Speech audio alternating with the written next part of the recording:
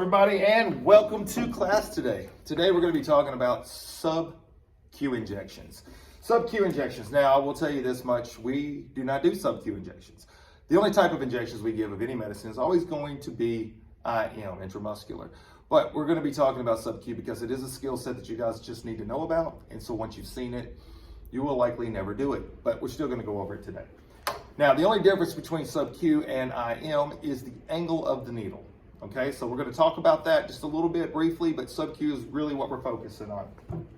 So let's say that they had told you for whatever reason you had to give a sub-Q injection, which is not going to happen, but we're still going to go down that road. Whatever the medicine is here, if it comes in one of these types of vials, maybe it has a cap on the top. If it does have a cap, then that means that it is sterile. So when you pop it off with the thumb flick motion only, because I always want you to do things the cool way, then at that point, this is going to be sterile, provided you do not touch that rubber area on the top. But let's say that it is a multi-dose vial and the top was already off when you got it. At that point, you will need to use an alcohol swab. So you get you an alcohol swab and you clean the end where the little rubber stopper is, and that's it, right? So you throw your alcohol swab away. Then at that point, you get your needle. So a couple of things on how to draw medicine up out of this, and this is something we'll go over multiple times, but I'm just going to go ahead and show it to you since we're going to do an IM injection on this poor soul, also known as a arm.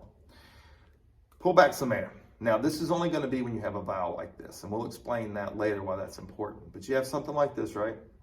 So you pull back, and however much you want to draw up is how far back you want to pull the plunger back. So I'm going to do a half cc. Go in at a V angle, keep your elbows in tight. That keeps you from stabbing yourself or someone else. Elbows in tight, go in at a V straight to the center. And then once you push the needle in, now you're safe. Go ahead, push your air up into there and then draw back. And usually how I do this is I will draw back a little bit more than I needed and then push back up, boom. I have no air in my needle or in my syringe at this point. So that's great, man. Just pull it back and now you're ready to shoot. That's your medicine.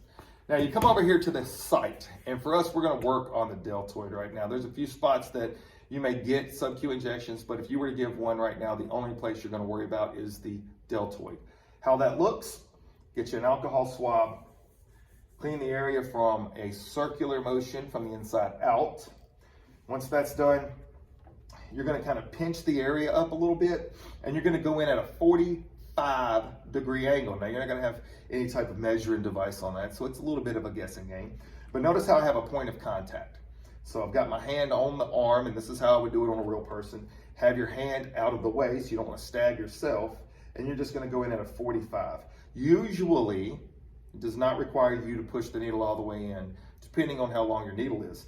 The key to this is that you go in at a 45-degree angle, and you pull back just a little bit, and then you push your medicine. Then you come straight out, clean it, put a Band-Aid on it. Subcutaneous, you're just going in that little fat layer. So that's it for that. Now, if this were an IM, everything you just saw is the same. The only difference is you're gonna go straight in at a 90 direct punch. Same thing, pull back a little bit, inject your medicine, clean it up, put a Band-Aid on, you're ready to go. Good job. We'll see you guys in class.